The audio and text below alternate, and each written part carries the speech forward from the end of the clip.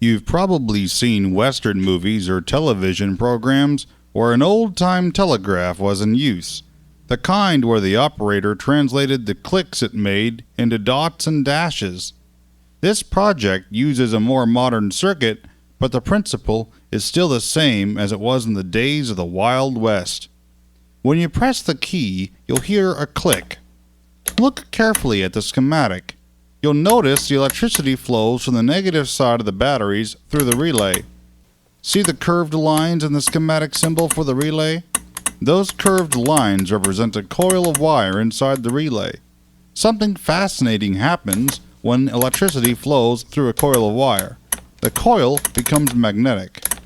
The coil can attract steel and iron just like an ordinary magnet.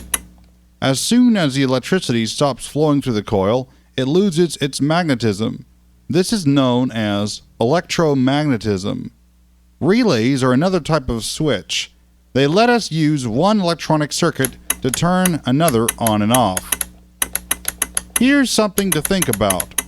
If a coil of wire carrying electricity produces a magnetic field, what happens when you have a magnetic field moving through a coil of wire? Be sure to make a note of your answer.